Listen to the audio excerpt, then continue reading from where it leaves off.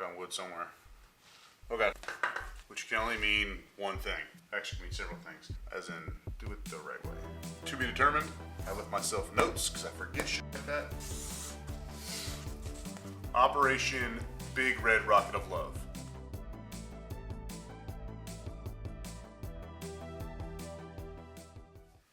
So we have the road glide up on the lift, which can only mean one thing. Actually, can mean several things. But in this case, it means starting a new project. I bought an entire S&S cam kit for this bike. It includes cam plate, oil pump, lifters, the new lifter keepers, get rid of the plastic ones and get the aluminum ones, push rods, valve springs, push rod covers, the whole gasket set. I think that's about it.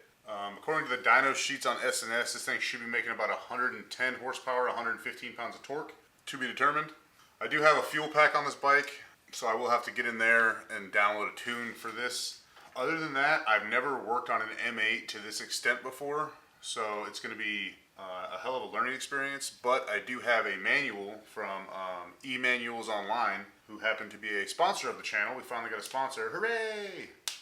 So they sent me a digital manual, service manual for this bike. First things first, I'm going to make a full list of everything that needs to happen on this bike to get it all taken down to the cam chest, get everything else back installed the correct way, check everything. Never really done a list like this before, but again, that's because I've never really worked on an M8 like this.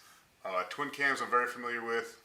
Shovel heads, this one should be a good time. I do have new caps for the head studs, new head gaskets, better head gaskets, and then a whole new gasket set for the top and bottom end. The only thing I'm not going to be taking off the engine is the pistons. I don't need to. I don't even need to take the jugs off. Everything on this bike is going to be top end and the cam chest. So, with that being said, I'm going to go ahead and start on this list. It's going to be just basically two lists, one of everything I need to take off.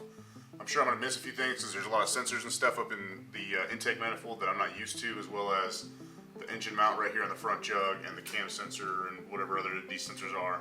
So I'm sure I'm going to forget a few things, but that's part of the game. So I'm going to go and get started on that. Operation Big Red Rocket of Love. Reverend Horton Heat, let's go. So I'm going to make two lists on here. Disassembly and reassembly. Disassembly, reassembly.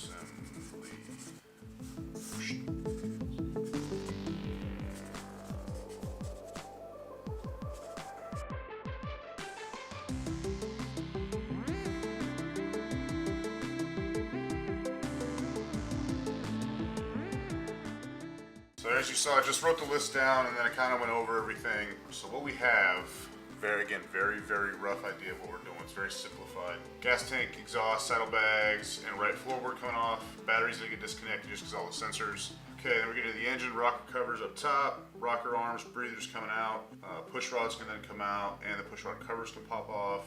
Lower rocker box will come off. Air cleaner is probably gonna come off before that. I kind of was going from top to bottom, but this has got to come off. It's one of the first things that's got to come off. Let me move that. Air cleaner up here. After that, intake manifold with all sensors being marked. I left myself notes because I forget shit like that. Intake manifold will be off. Then everything will be disconnected from the heads. Take the caps off the heads. Pull the heads off. Gaskets, trash. Then we get down here. Our lifter covers coming off. Lifter retainers. I wrote careful on here because I was told that bolt that holds the M8 style retainer, the plastic ones in, the Loctite they use is that pasty crap, and so it tends to bind up, and if that thing breaks off in there, basically have to crack the case because that's gonna have to get drilled and tapped because there's really no way to fix that and you can't drill and tap it with it in the engine. So yeah, just gonna take my time with those. All I was told was go slow, if you feel it starting to bind, back it out, go back, tighten it up, loosen it up, just keep working it. After that, lifters are coming out, cam covers are coming off finally, cam plate will come right out, and that should pull out the cam and the oil pump, maybe. The oil pump probably staying there because it's usually held in with an O-ring, and then pull the cam bearing out. And here I have clean. Clean all your gasket surfaces. There's gonna be oil everywhere. Clean all that up. It makes things easier when we start putting things together. It makes it harder for things to get lost. I'm notorious for having a messy garage, but it's because I like to leave things in certain places. So after that, that's everything off the engine. Okay, so engine reassembly. Cam bearing's gonna be the first thing going in. I'm gonna use the old freezer, heat gun, and the old cam trick. I'll go over that. It's the same thing I did on my twin cam. Worked great. Actually, same thing I did on my shovel head too. New cam will go in with the new oil pump. I'm sure in here somewhere there's gonna be bearings I need to press out or press into the new cam plate. I didn't put it on here, but I'm sure that that's coming. After the cam plate's on, torqued down, the sprockets and chains will go on with the tensioner. The one tensioner on the plate, I'm pretty sure there's only one. Fill lifters with oil and then put them in. Install the new retainers or anti-rotation retainers. Lifter covers with new gaskets. Head's going on. I have a couple sub things down here. New valve springs are going in. Again, it came with the S&S kit. I have the tool that makes it super easy to do. New head bolt caps are going on. Obviously, I'm just gonna toss the old ones out. You're not supposed to reuse them. New multi-layer steel gasket. Use the instructions with that. The Harley instructions don't line up with what the Cometic, I think it's Cometic or James, multi-layer steel gaskets need. It's a little bit different. So I would go with the manufacturer of the gasket on that one. I always do. And these are the only head gaskets I ever use. I've never blown a head gasket. Knock on wood somewhere. Okay.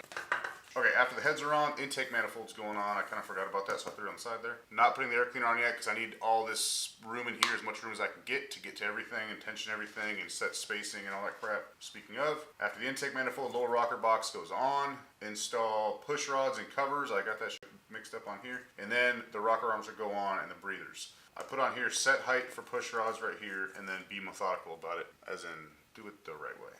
S&S, the whole kit came with instructions for everything, so it should be super duper easy.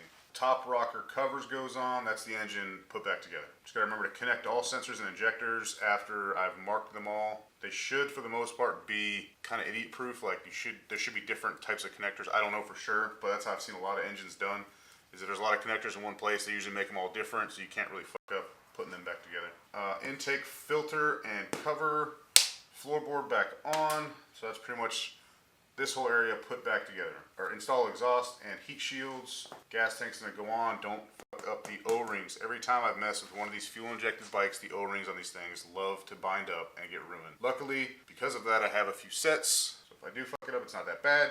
Battery hookup, install tune before this thing ever gets started, obviously.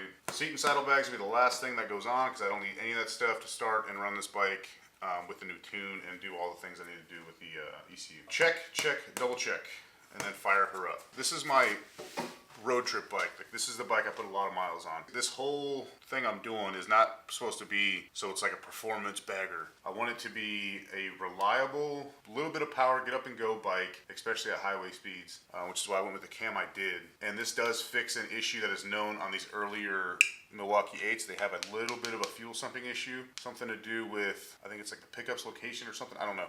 So that S&S oil pump is really going to help get rid of that issue. You know your engine needs oil. If you start sucking air into your oil pump, you're going to have a bad time. A couple other things that I was really excited about is the lifter anti-rotation keepers.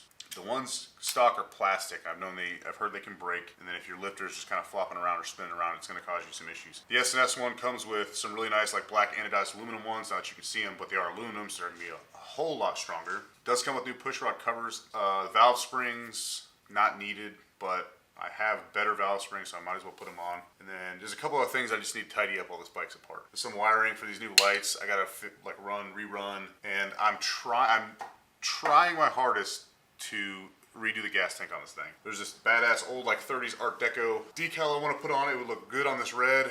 That'll have to be done sometime through disassembly, which I'm trying to get disassembly done tonight, barring any problems that I'll probably run into. You know, it's got to dry, buff, polish, all that crap. There's a couple things need to check out. You know, tighten up the engine mounts. Always good things to do while this thing's apart. And I also want to do a service, drain trans and primary, and I got all new fluids. That's going to be fun. So I'm going to go ahead and get started on the teardown of this thing. Oh, one thing I forgot to mention on this list is all the important things are written in red. So, all right, so I'm going to go ahead and start knocking some stuff off this list. Turn some music on. I'm just going to time lapse through 99% of this. When I get down into like the valve train, I may just pop in and be like, hey, you know, this is something I ran into or whatever. And then when I do the lifters, I'll probably talk myself through that on camera. Cool, let's do this.